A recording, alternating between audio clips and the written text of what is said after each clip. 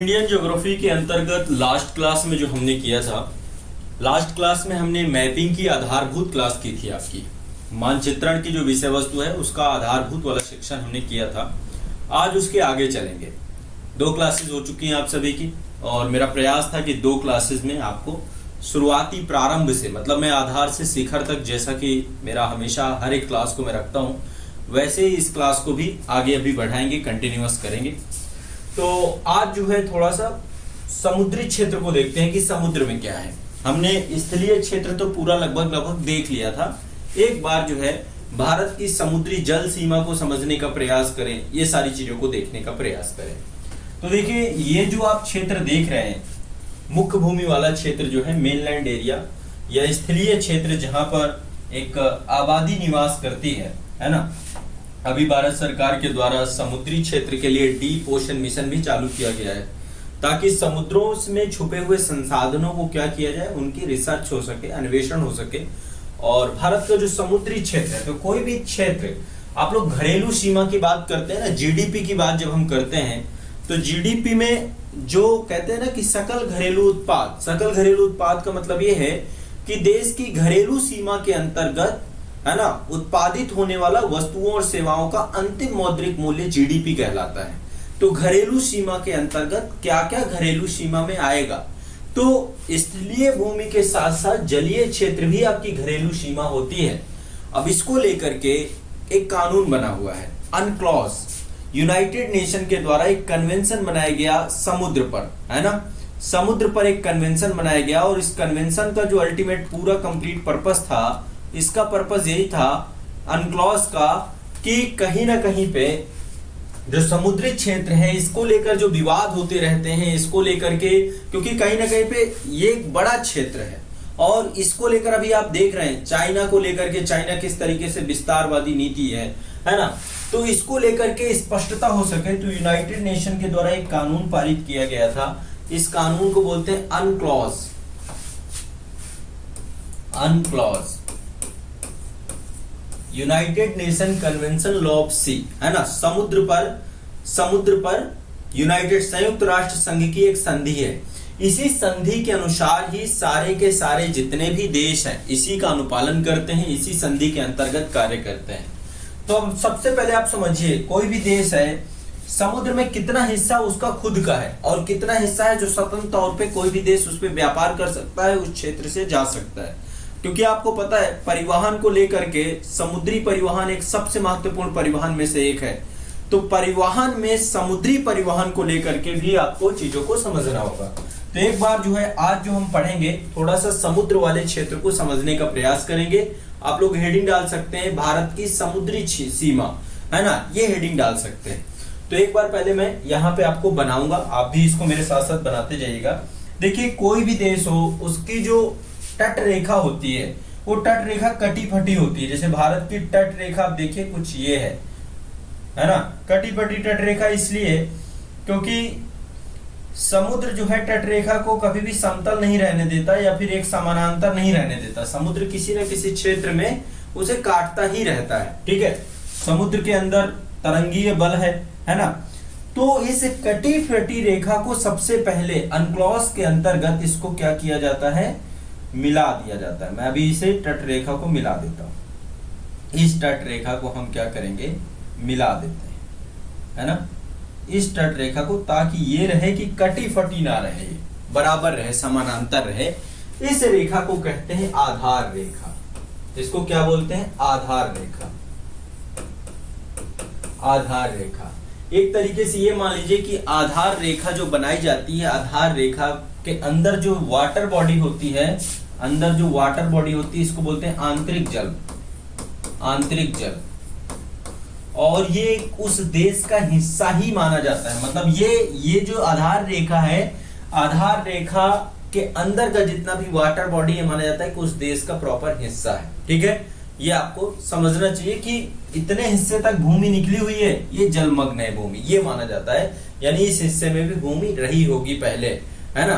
तो कहीं ना कहीं पे समुद्र के द्वारा जो है उस क्षेत्र को काट दिया, कुछ कर दिया गया, महाद्वीपीय मग्न तट में तब्दील कर दिया गया, ये सारी चीजें। तो आधार रेखा ये समानांतर रेखा हो जाती है, नहीं तो यदि हम समुद्र पे अधिकार को लेकर के चिन्हित करते, नॉटिकल मील को लेकर के चिन्हित करते, तो कहीं ना कहीं पे थोड़ा सा दिक्कत हो जाती। ठीक है, अब समझिए अब इसको किस तरीके से आगे डिनोट किया गया है।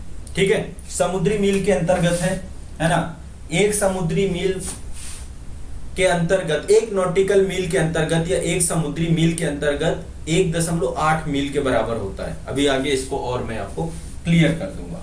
तो यहां से ये आधार रेखा से हम काउंट करिए 12 नॉटिकल माइल। ठीक है, 12 नॉटिकल माइल, आधार रेखा से 12 नॉटिकल माइल चलते हैं। ये 12 नॉटिकल माइल तक का जितना भी क्षेत्र होता है, ठीक है, जैसे आधार रेखा की का स्वरूप होगा वैसे ही ये आपके अब आगे की रेखाएं बनती चली जाएंगी। ठीक है, तो जो आपका आधार रेखा वाला क्षेत्र है, आधार रेखा से 12 नॉटिकल मील का जो क्षेत्र है, इसको बोलते हैं प्रादेशिक समुद्री सीमा। क्या बोलते हैं? प्रादेशिक समुद्री सीमा।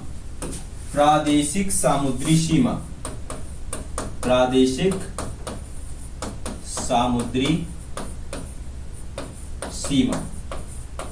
ठीक है, पहले तो ये आपको समझना है। इसके बाद दूसरा आपका है, यहां से 12 और जोड़ दीजिए, 12 नॉटिकल मील और जोड़, या आधार रेखा से 24 नॉटिकल मील कर दीजिए, या फिर प्रादेशिक समुद्री सीमा से 12 नॉटिकल मील और जोड़ दीजिए, तो टोटल हो जाएगा 24 नॉटिकल माइल। 24 नॉटिकल माइल यहां पे हम खींच देते हैं, ये सीमा है। इस सीमा को क्या बोलते हैं? दूसरा है आपका अविच्छिन्न या संलग्न क्षेत्र। क्या है? अविच्छिन्न मंडल या संलग्न क्षेत्र, इसको बोलते हैं संलग्न क्षेत्र। संलग्न क्षेत्र, यहां पर भारत को या कोई भी देश हो, सबको राइट होते हैं। देखिए, सभी देशों के पास समुद्र नहीं है, बहुत सारे देश ऐसे होते हैं जो लैंड लॉक कंट्री होते हैं। ठीक है, लेकिन जिन देशों के पास समुद्र है उनके लिए नियम बनाया गया है ताकि किसी तरीके से कोई दिक्कत ना हो। आधार रेखा से 200 नॉटिकल मील तक, आधार रेखा से 200 नॉटिकल माइल तक, 200 नॉटिकल माइल तक जो आपका क्षेत्र फैला होता है, इसको बोलते हैं हम अनन्य आर्थिक क्षेत्र। क्या बोलते हैं? अनन्य आर्थिक क्षेत्र। अनन्य आर्थिक क्षेत्र। बताइए कोई दिक्कत हो तो। इतना समझ में आ गया आपको? अनन्य आर्थिक क्षेत्र क्या है? 3 चीजें हो गई। पहला है आपका आधार रेखा से 12 नॉटिकल मील तक, ये आपका है प्रादेशिक समुद्री सीमा। आधार रेखा से 24 नॉटिकल मील तक, ये आपका है संलग्न क्षेत्र। आधार रेखा से 200 नॉटिकल माइल तक, ये है आपका अनन्य आर्थिक क्षेत्र। बताइए, इतना समझ में आ गया आप सभी को? सभी छात्रों को ये चीज समझ में आ गई? समझ में आ गया कि नहीं आ गया, ये बताइए। अभी हमने सिर्फ डिस्कस किया है कि कहां पे क्या है, अभी इसको और देखेंगे डिटेल से। ठीक है, इस पे अभी डिटेल से जाएंगे, एक एक करके मैं चर्चा करूंगा आपका।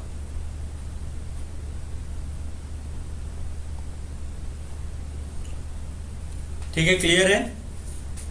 हाँ ठीक है, वेरी गुड, बहुत बढ़िया। अब चलिए इसको एक बार एक एक करके देखते हैं। सबसे पहले भारत की प्रादेशिक समुद्री सीमा, तो ये आपकी जो आधार रेखा होती है, आधार रेखा से 12 समुद्री मील तक होती है। ठीक है, अब एक समुद्री मील, ये भी लिख लीजिए, पूछा जा सकता है। एक समुद्री मील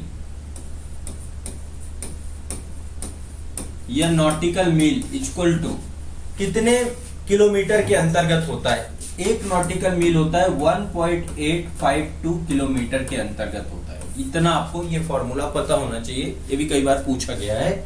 1.852 किलोमीटर के अंतर्गत समुद्र के अंदर तक होता है। ठीक है, तो सबसे पहली चीज जो ये आपका प्रादेशिक समुद्री सीमा होती है, इसमें किसी भी देश का, या भारत की बात करें तो भारत का संपूर्ण अधिकार है इस क्षेत्र में। क्या है? संपूर्ण अधिकार है, ध्यान रखिएगा, संपूर्ण अधिकार होता है इसमें। भारत यहाँ पे कुछ भी कर सकता है, कोई भी अनुसंधान प्रवृत्ति हो सकती है, वहां पर अपने द्वीपों का निर्माण हो सकता है, या फिर वहां पे किसी भी तरीके का प्रयोग किया जा सकता है, कुछ भी कर सकता है। वहां के सभी संसाधनों का प्रयोग भारत करता है। ठीक है, ऋषि प्रसाद जी करे तब तो श्रीलंका इंडिया में आ जाएगा। बेटा देखो ऐसे नहीं होता है, श्रीलंका और इंडिया को लेकर के यहाँ पे दो पर्टिकुलर कंट्री हैं, तो इन कंट्रियों के बीच में एक जल संधि है पाक स्ट्रेट जो इनको अलग करती है। जब ऐसी कंडीशन आती है तो ऐसी कंडीशन में जब दो देश बहुत नजदीक होते हैं और समुद्री क्षेत्र में होते हैं तो ऐसे संकीर्ण जल संधि वाले क्षेत्र पे रहने वाले, ऐसे जिब्राल्टर जल संधि है आपकी, ऐसे तो आपका लाल सागर वाला क्षेत्र हो गया, ऐसा आपका मलक्का जल संधि वाला क्षेत्र हो गया।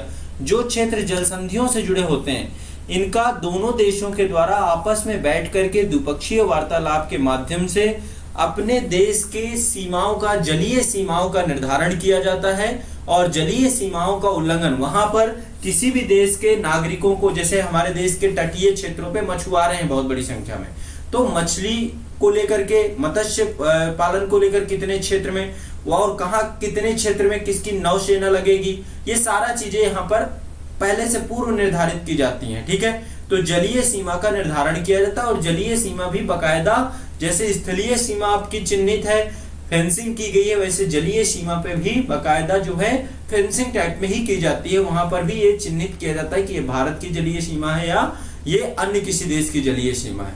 ठीक है, बीच में थोड़ा सा स्थान छोड़ दिया जाता है। मान लीजिए ये दो क्षेत्र है, यहाँ पे श्रीलंका की नौसेना है, इधर भारत की, तो बीच का थोड़ा सा क्षेत्र जो है न्यूट्रल जोन के तौर पे छोड़ दिया जाता है।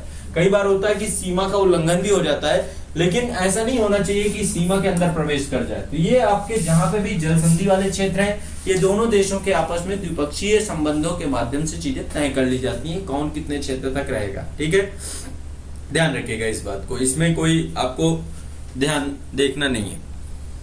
ठीक है, चलिए अब आगे बढ़ते हैं इसमें नेक्स्ट। तो सबसे पहले तो ये आपका प्रादेशिक समुद्री सीमा के अंतर्गत किसी भी देश का संपूर्ण अधिकार होता है। उस देश के अंतर्गत जो वहां पे महाद्वीपीय मग्न तट होता है, वहां पर किसी भी तरीके के संसाधन है, कुछ भी है, उनका संपूर्ण अधिकार किया जा सकता है, कोई दिक्कत नहीं होती है। पहले तो आपको ये पता होना चाहिए।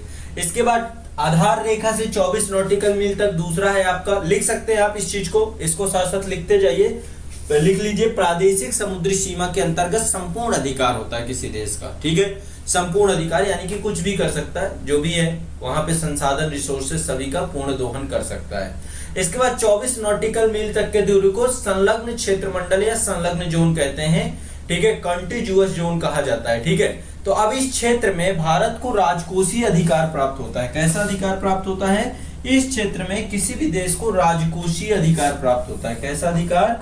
राजकोषीय अधिकार प्राप्त होता है। राजकोषीय अधिकार का मतलब यहाँ पे किसी भी देश से कस्टम ड्यूटी ली जा सकती है, सीमा शुल्क से संबंधित अधिकार है।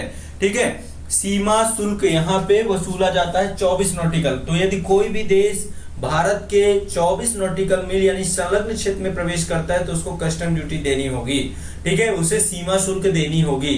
तो सीमा शुल्क यहाँ पे वसूला जाता है। यहाँ पे स्वच्छता रखने का अधिकार भी है, स्वच्छता से संबंधित साफ सफाई भारत जो है इस पूरे क्षेत्र की रखेगा।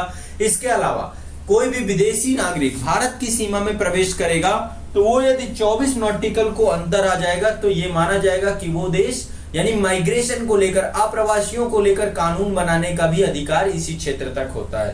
तो ये आपको ध्यान रखना चाहिए कि 24 नॉटिकल मील तक क्या क्या कर सकते हैं, क्या क्या नहीं कर सकते हैं, ये भी आपको जानकारी होनी चाहिए। ठीक है, क्लियर है, स्पष्ट है सभी को? तो 24 नॉटिकल मील तक क्या कर सकते हैं? साफ सफाई का अधिकार है, हमें राजकोषीय अधिकार है, सीमा शुल्क वसूली कर सकते हैं और हम कानून बना सकते हैं अप्रवासियों के लिए, जो माइग्रेटेड पर्सन है 24 नॉटिकल मील तक में, उनके लिए हम कानून बना सकते हैं। ठीक है, तो ये आपका जो है आपको ध्यान में रखना है। अब आगे चलते हैं नेक्स्ट।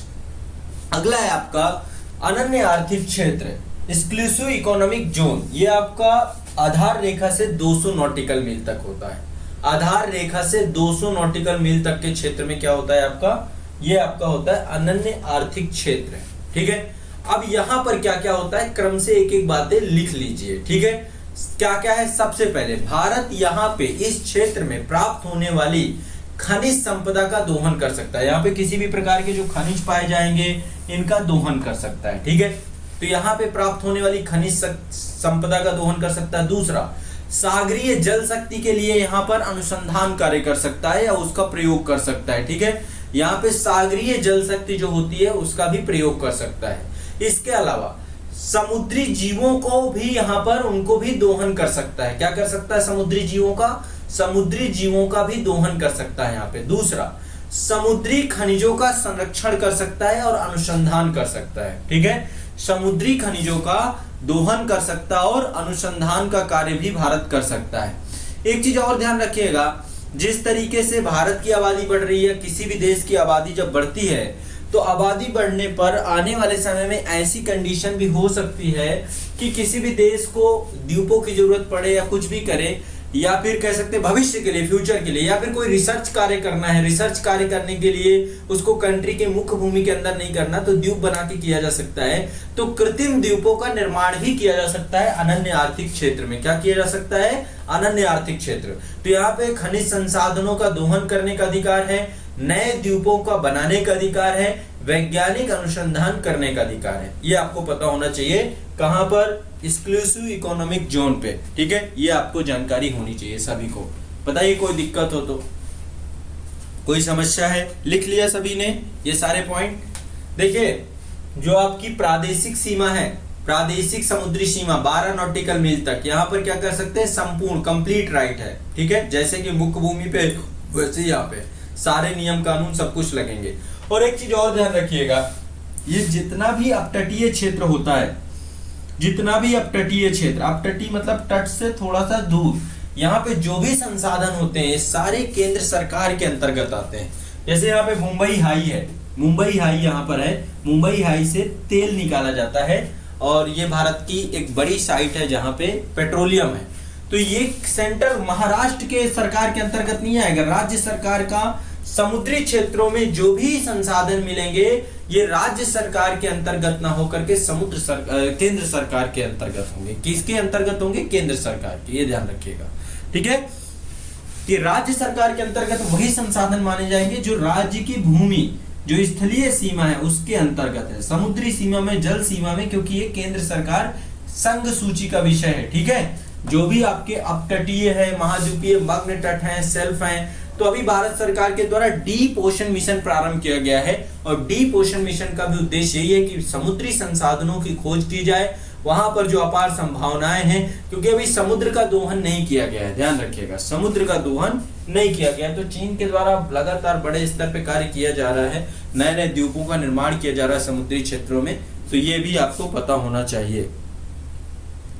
ठीक है, सुचित्रा कुमारी कह रहे हैं सर, इसी कारण हमारे मछुआरों को श्रीलंका पकड़ लेता है।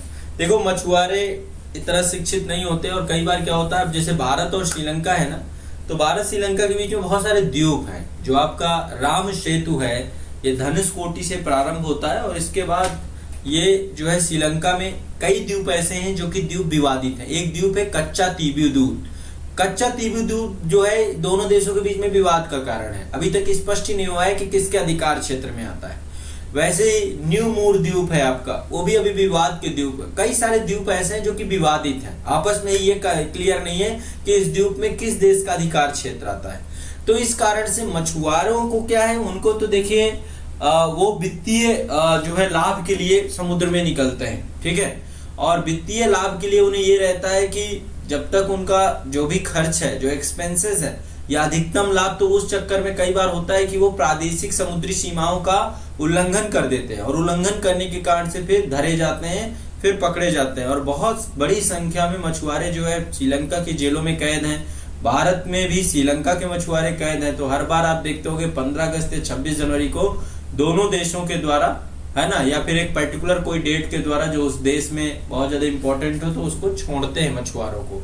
ठीक है, क्योंकि ये सिर्फ और सिर्फ सीमाओं को कोई इनका ऐसा उद्देश्य नहीं होता है। और लेकिन जब से 26/11 हुआ, 26/11 में आपको पता होगा कि जो आतंकवादियों ने अंजाम दिया वो समुद्री मार्ग का ही उन्होंने, ये वाला क्षेत्र था, यहाँ से आए हुए थे पाकिस्तान के, ये कराची पोर्ट से आए हुए थे, है ना, कराची पोर्ट से आए थे और कराची पोर्ट से आकर के ये मुंबई में, महाराष्ट्र में प्रवेश करते हैं। तो अब जो है, और वो भी एक मछुआरे को ही पकड़ा था इन्होंने, मछुआरे की वोट को पकड़ा था। तो अब बहुत सख्ती हो गई इन चीजों को लेकर के, है ना, बहुत सारी सख्ती हो गई। और जो इंडिया के इंटरनल सिक्योरिटी के अंतर्गत समुद्री सीमा प्रबंधन है, इस पे बहुत काम किया गया है। ठीक है, तो ये भारत की प्रादेशिक सीमा है। सबसे पहले इससे क्वेश्चन आपको पूछे जा सकते हैं और आपको जानकारी भी होनी चाहिए कि किस किस क्षेत्र में क्या क्या है, पहले तो ये आपको ध्यान रखना चाहिए, ठीक है।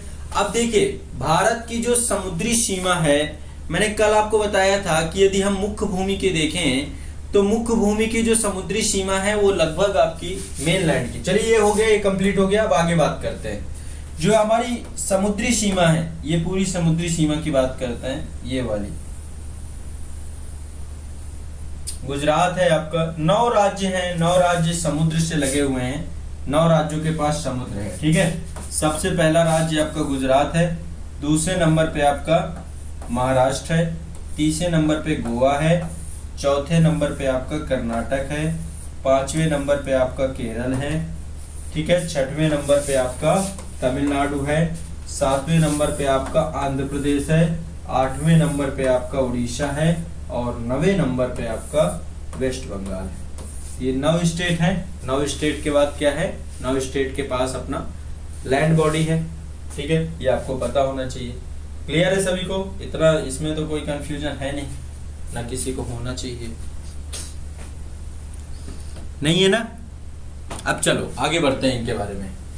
इनमें से जो भारत की तट रेखा है ये टोटल है, इन राज्यों को देख लिया जाए तो लगभग 6100 किलोमीटर की तट रेखा है।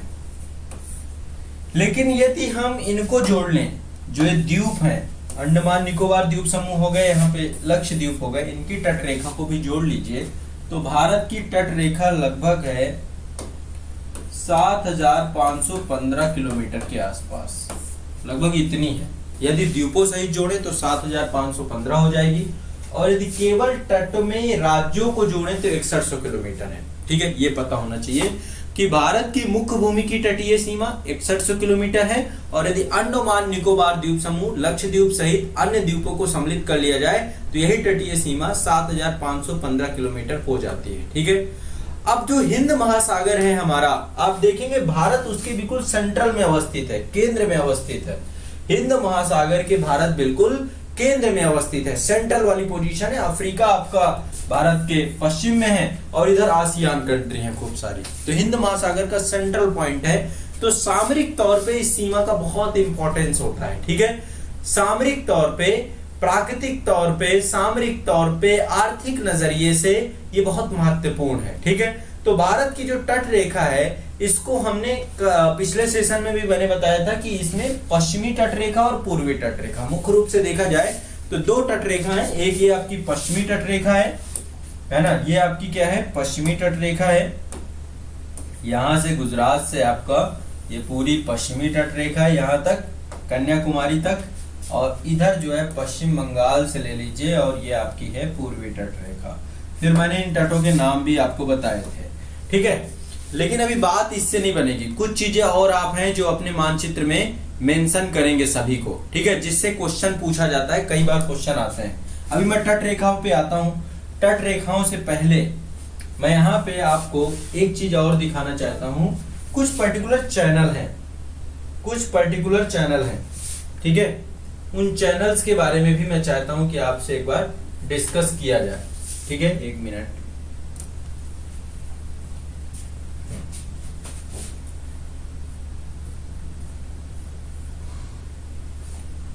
ये है आपका वर्ल्ड का मानचित्र है। यहाँ पे देखिए इंडिया है, यहाँ पे लक्षद्वीप है और यहाँ पे आपका मालदीव है, ठीक है। इंडिया के नीचे यहाँ पर एक देश है मालदीव, ठीक है, यहाँ पे मालदीव है। तो आपको पता होगा कि लक्षद्वीप और मालदीव ये दोनों एक दूसरे से काफी नजदीक हैं, ठीक है।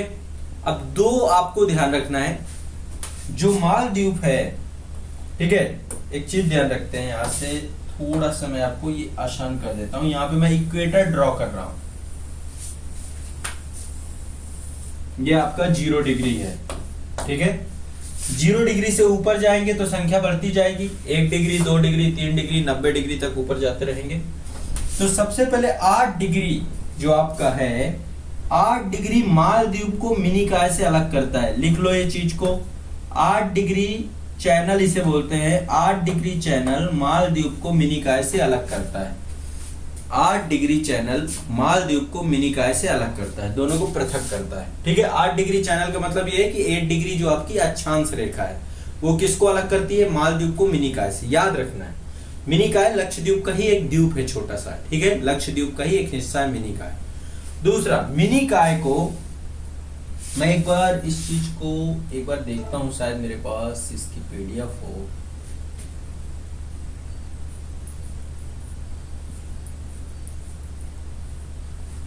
इंडिया एटलस,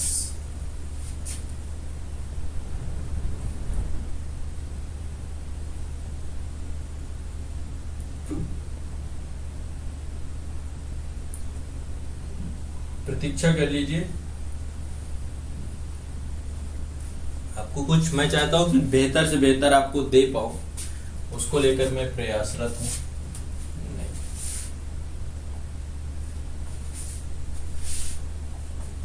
ये नहीं है, स्टेट एटलस के नाम से होगा, ये रहा।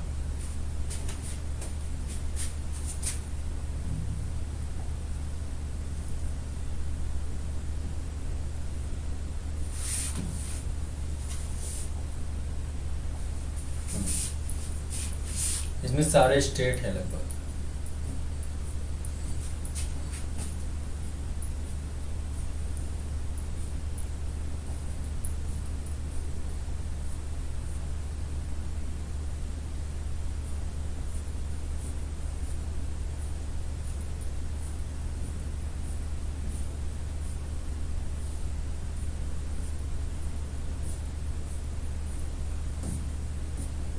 अपने मानचित्र पे जरूर आप लोग करिएगा, जितनी भी चीजें मैं आप लोगों को करवा रहा हूँ ना मानचित्र पे जरूरी है। ये आपके हैं शायद ये लक्षद्वीप समूह है ना, लक्षद्वीप समूह, ये पूरा जितना देख रहे हैं ना लक्षद्वीप समूह का है मानचित्र। देखो लक्षद्वीप में कई सारे द्वीप हैं आपके, बितरा है, चित्तल है, किल्तन है, अमीनी द्वीप है, इंद्रोथ है, इंद्रोथ सबसे बड़ा द्वीप है इसका, कावारती जो इसकी राजधानी है।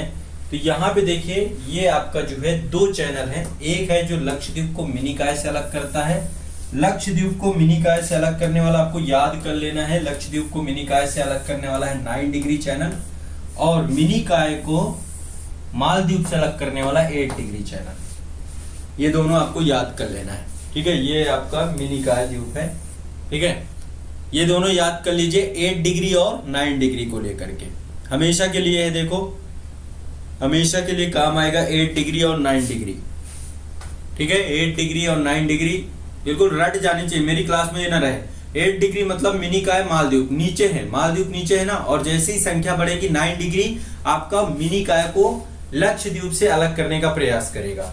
अब देखो 10 डिग्री भी है, 10 डिग्री अंडमान निकोबार द्वीप समूह को अलग करता है।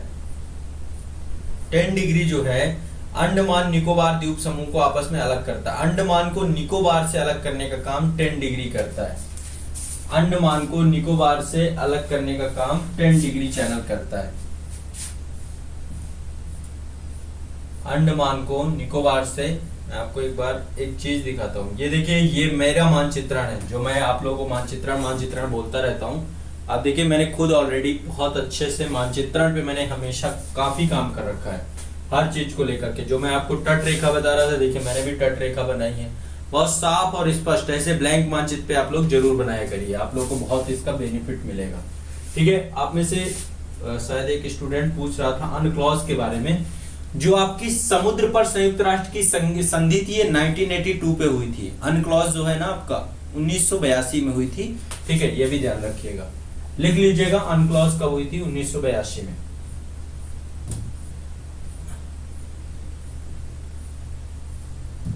ये आपका, ठीक है। तो अंडमान को निकोबार से अलग करने वाला जो चैनल है वो है 10 डिग्री चैनल। यहाँ पे आपका 10 डिग्री चैनल, ये आपका है 10 डिग्री चैनल, ये आपका है अंडमान को निकोबार से अलग करने वाला। तो अब आपका 9 डिग्री लक्षद्वीप और मिनिकॉय, 8 डिग्री मालदीव और मिनिकॉय, और 10 डिग्री अंडमान को निकोबार, ठीक है। यहाँ पे छोटा अंडमान पड़ता है, लिटिल अंडमान, ये कार निकोबार को अलग करता है। छोटा अंडमान कार निकोबार को पृथक करता है, छोटा अंडमान कार निकोबार को पृथक करता है, छोटा अंडमान कार निकोबार को पृथक करता है, ठीक है। ये आपको ध्यान रखना है, ठीक है। अब इसके बाद कुछ पर्टिकुलर चैनल और हैं, जैसे कि एक क्वेश्चन पूछा गया था आपसे कि इंडोनेशिया के द्वीप समूह, इंडोनेशिया का सबसे नजदीकी द्वीप हमारे पास है वो है सुमात्रा द्वीप, है ना। तो निकोबार और सुमात्रा को अलग करने वाला चैनल कौन सा है, वो है ग्रैंड चैनल। ये भी यहाँ पे करते चले जाओ, यहाँ पे निकोबार और सुमात्रा को अलग करने वाला चैनल कौन सा है, आपका ग्रैंड चैनल। तो निकोबार को सुमात्रा से अलग करता है ग्रैंड चैनल, ग्रैंड पास, यहाँ पे है ग्रैंड पास। तो ग्रैंड पास जो है आपका निकोबार को सुमात्रा से अलग करता है। इधर सुमात्रा है, इंडोनेशिया के द्वीप है सुमात्रा, ठीक है, और ऊपर आपके अंडमान द्वीप है। तो अंडमान सुमात्रा से किससे अलग होता है, ग्रैंड चैनल से। कौन सा चैनल है वहां पे, ग्रैंड चैनल। कौन सा चैनल है, ग्रैंड चैनल, ठीक है। 8 डिग्री, ये पूछा गया यूपीएससी में, अभी पूछा गया पिछले 1-2 साल पहले, ठीक है। इसके बाद पता होना चाहिए, मतलब इससे ये भी पूछ रहा है आपसे। इसके बाद एक चीज और है यहाँ पे म्यांमार का एक द्वीप है, उस द्वीप का नाम है कोको द्वीप। तो कोको द्वीप को, ये जो उत्तरी अंडमान है, मैं आपको दिखाता हूँ, यहाँ पे आपका है कोको द्वीप समूह, यहाँ पे एक छोटा सा द्वीप है कोको द्वीप, और फिर हमारे अंडमान द्वीप है, म्यांमार के कब्जे में आता है कोको द्वीप।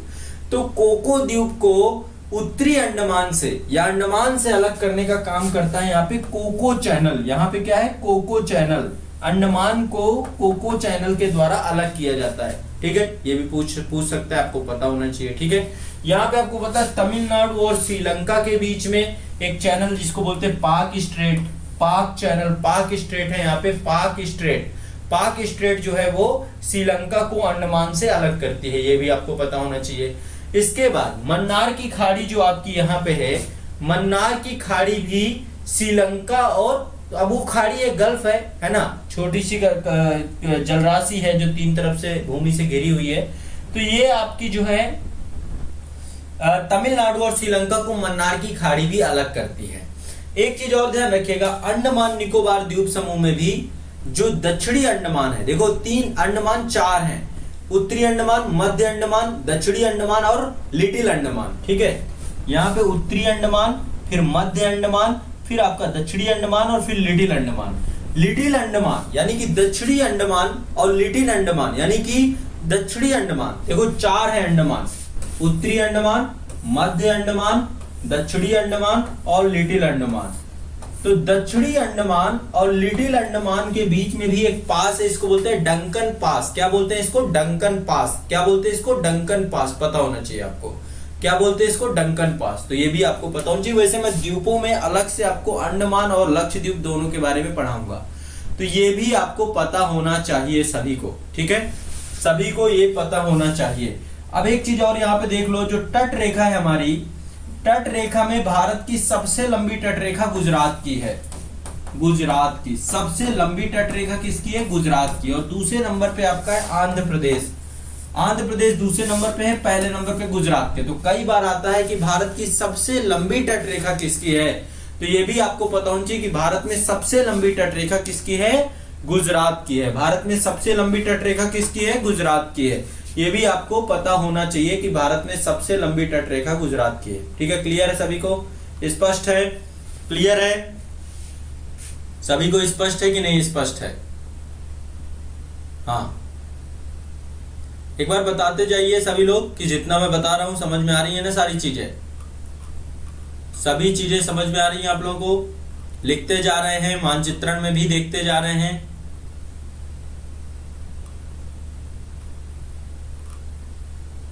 देखते जा रहे हैं कि नहीं?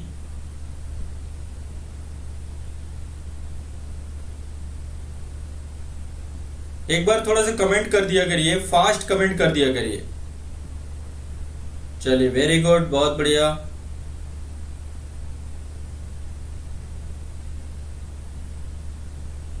चलिए, बहुत बढ़िया, बहुत बढ़िया, सुपर। चलो आगे बढ़ते हैं, नेक्स्ट आगे ले चलते हैं इसको, सेशन को आगे चलते हैं। भारत के तटों के नाम एक बार और कंफर्म कर देता हूं आप लोगों को, ताकि आपको और अच्छे से चीजें क्लियर हो जाए, ठीक है। सबसे पहले मैंने आपको नाम बताया था, ये है आपका काठियावाड़ तट। सबसे पहला तट कौन सा था, काठियावाड़ तट, ठीक है। तटों को एक बार से मैं और आपको कंफर्म कर देता हूं। यहाँ पे पड़ता है कच्छ वाला क्षेत्र, कच्छ से लेकर सूरत तक, कच्छ से लेकर के सूरत तक, ये आपका है काठियावाड़ तट। काठियावाड़ तट कहां से पड़ता है? कच्छ से लेकर के सूरत तक पड़ता है आपका काठियावाड़ तट, ये आपको पता होना चाहिए। ठीक है। दूसरा, सूरत से लेकर के गोवा तक का तट जो है, कल आप लोग महाराष्ट्र के तट की बात कर रहे थे ना, तो सूरत से लेकर के गोवा तक के तट को क्या बोलते हैं? कोंकण तट। इसका भी नाम, महाराष्ट्र के तट को भी कोंकण तट के नाम से ही जानते हैं। ठीक है, महाराष्ट्र के तट का नाम भी कोंकण तट के नाम से ही जानते हैं। तो काठियावाड़ तट और दूसरा हो गया कोंकण तट, सबको ये कंफर्म होना चाहिए। इसके बाद नेक्स्ट है आपका, जो आपका मालाबार तट है, मालाबार तट के ऊपर कन्नड़ तट बोला जाता है। कर्नाटक वाला तट जो आपका है, गोवा से लेकर मंगलोर वाला क्षेत्र, यहाँ पे गोवा है, गोवा से लेकर मंगलोर वाला क्षेत्र, ये पूरा पर्टिकुलर क्षेत्र, ये आपका है कन्नड़ तट, इसको बोलते हैं कन्नड़ तट। ठीक है, कन्नड़ तट। गोवा से लेकर मंगलोर तक के तट को क्या बोलते हैं? कन्नड़ तट। और मंगलोर से लेकर के, यहाँ पे मंगलोर से लेकर कन्याकुमारी, यहाँ पे कन्याकुमारी पड़ता है, इसको बोलते हैं मालाबार तट। केरल वाला तट जो है आपका, इसको बोलते हैं मालाबार। तो आप देखिए, जो पश्चिमी तटीय सीमा है हमारी, पश्चिमी तटीय सीमा को 4 तटों में बांट देते हैं, काठियावाड़ तट, कोंकण तट, कन्नड़ तट, मालाबार तट। ठीक है, ये आपको पता होना चाहिए। तो खंबात की खाड़ी से लेकर के कन्याकुमारी तक फैले हुए तट को क्या बोलते हैं? पश्चिमी तट कहते हैं। क्या बोलते हैं इसको? पश्चिमी तट। पश्चिमी तटीय क्षेत्र है और इसको अलग अलग नामों से जाना जाता है। काठियावाड़ तट गुजरात वाले क्षेत्र में, महाराष्ट्र और गोवा में कोंकण तट, कर्नाटक वाले क्षेत्र में कन्नड़ तट, और इसके बाद इसको हम मालाबार तट के नाम से जानते हैं। अब आपका एक तट, दूसरा है पूर्वी तटीय रेखा। क्या है आपका? पूर्वी तटीय रेखा। हाँ, अगला है आपका पूर्वी तटीय रेखा। तो पूर्वी तटीय रेखा में आपके यही क्षेत्र आते हैं। सबसे पहले यहां से नीचे से स्टार्ट करते हैं। नीचे आपका है कोरोमंडल तट, ये वाला क्षेत्र, ये पूरा तमिलनाडु का जो तट है इसको बोलते हैं कोरोमंडल तट। ये कहां से कहां तक है? कोरोमंडल तट आपका कन्याकुमारी से चालू होता है और यहाँ पे कृष्णा नदी का जो डेल्टा है, कृष्णा नदी के डेल्टा तक है आपका कोरोमंडल तट। ये आपका है कोरोमंडल तट, कोरोमंडल तट। ठीक है, तो कोरोमंडल तट कहां तक है? कन्याकुमारी से लेकर के आंध्र प्रदेश का भी कुछ हिस्सा आपका कोरोमंडल में आता है। क्या आता है? कोरोमंडल पे आपका आता है, आंध्र प्रदेश वाला हिस्सा भी आता है। ठीक है, ये भी आपको ध्यान रखना चाहिए। इसके बाद यहाँ पे कृष्णा नदी से लेकर के आपका, कृष्णा नदी से लेकर के इस पर्टिकुलर, वैसे पूरे ही क्षेत्र को उत्तरी सरकार कहते हैं, लेकिन उत्कल तट उड़ीसा वाले क्षेत्र में दूसरा नाम भी इसको रखा जाता है। ये गंगा नदी, यहाँ पे कृष्णा नदी से लेकर गंगा नदी तक के क्षेत्र को उत्तरी सरकार कहा जाता है।